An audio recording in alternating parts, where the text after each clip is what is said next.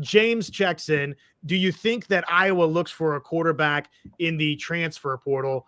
Well, they've already, of course, earlier on added Hank Brown. You signed Sullivan. Stratton, who we haven't talked a lot about. I thought Jackson Stratton did some nice things, obviously, as a walk-on quarterback, pressed into action for Iowa, came over from Colorado State. I think he's a good quarterback in this room for Iowa. You're not trying to, I don't think, go win 10, 11 football games and contend for a Big Ten championship with Jackson Stratton. But if he's got to fill in for a week for you, Chris, and try and go, or, fill in for a drive for you for Gronowski, I think they're in a pretty good spot with the quarterback room, even with Brendan Sullivan out the door. But what do you think? I mean, I think they'll try to find another quarterback, but I just don't know that you're getting another quarterback of the caliber of Brendan Sullivan this late in the spring process here. But we'll see. I would love to be proven wrong. Yeah, I mean, those quarterbacks, they know what we have already. They know Mark Gronowski's here, and they know there's any quarterback right now is still in the portal looking at Iowa. They know there's only limited chance, if any, that they're gonna start. Maybe they might be the two. Hank Brown is still young. He still has a couple more years left. And that's what excites Hawkeye fans about the now with Gronowski and the future with Hank Brown. And you guys still got Jackson Stratton. So you got three good quarterbacks that you can rely on, actually. But for those quarterbacks still in the portal, I mean, it's like the NFL, college football. And that's why we even brought in Mark Gronowski, because no matter how good Brendan Sullivan did last year and how much he impressed us, there's still always more to get. You still always need more. You have to look for more. So I wouldn't doubt that they're looking. I don't know if they're going to land one. And if we don't land one, then we're fine, because we have three quarterbacks that we could actually trust to put out there and produce. An older guy, a younger guy, and then a walk-on in the middle. It's a great dynamic that we have still, even with the loss of Brendan Sullivan. And if we don't get one, then it's fine. Well, I know this is off script, and speaking of Gronowski and off script, we'll get to some of these other topics that you and I lined up for tonight. But when the people are here and they're tossing questions and comments in on Iowa Hawkeyes Primetime Live, listen, I want this show for myself, for Chris. We want to be about you, the Hawkeye fans, the people. So when you chime in, we're going to get to some of your questions and thoughts out there. T. Hink, what about offensive tackle? Could use a left tackle. And then I agree with you here, Hink, about the wide receivers. It does feel like Iowa is finally starting to turn a bit of a corner in that room where they're creating some nice depth. Reese Vander-Zee, Chris, I know is somebody that you're excited about.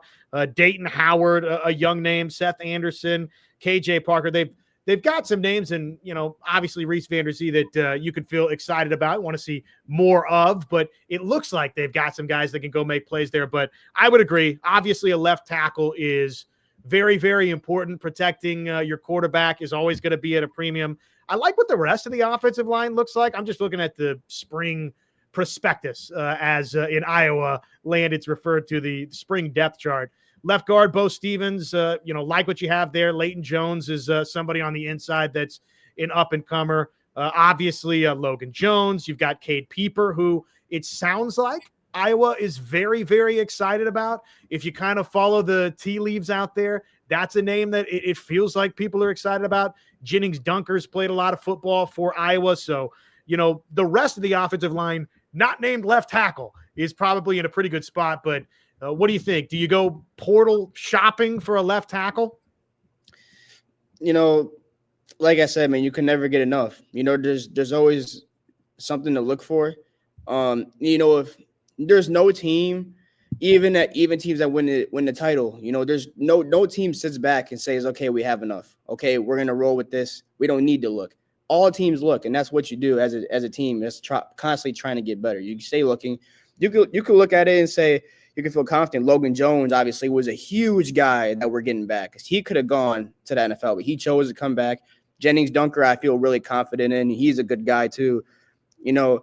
For the other guys, they're going to prove themselves, and you got to feel confident about Kirk Ferentz's system, because the amount of players that he kind of taken, I don't want to say no names, but, the guys that weren't two prominent guys, he has a way of developing. That's why he's the longest tenured coach in college football, because a part of that is developing.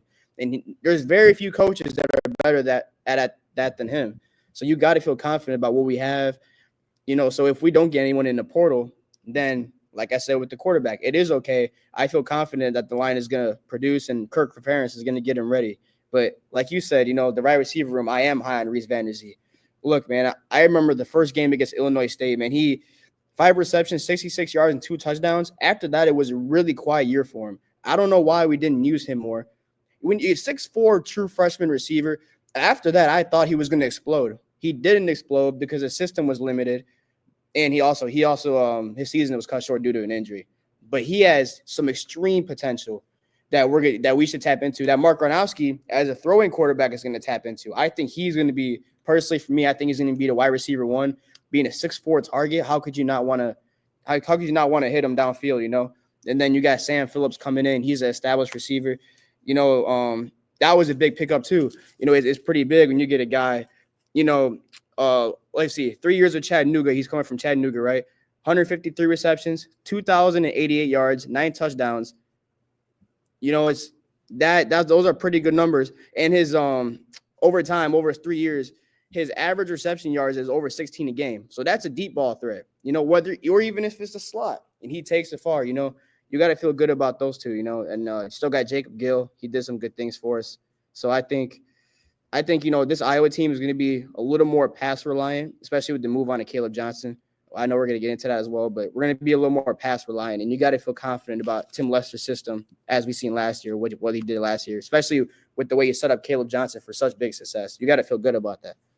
Yeah, one thing that's always impressive about Iowa is the retention. And I know, you say that, and the start of this episode, you're talking about a quarterback entering the transfer portal, but just you talking about Logan Jones, and you think about folks that stuck around for one more year, like a Campbell, like a Sam Laporta. I think Iowa, as compared to its counterparts in the Big Ten and nationally, does as good or a better job than just about anybody. I don't know what Kirk Ferentz and this staff does to sell these guys on sticking around and developing, but Iowa does as good or a better job than I think anybody in the Big Ten or nationally of getting guys that were key cogs to Chris come back for one more run.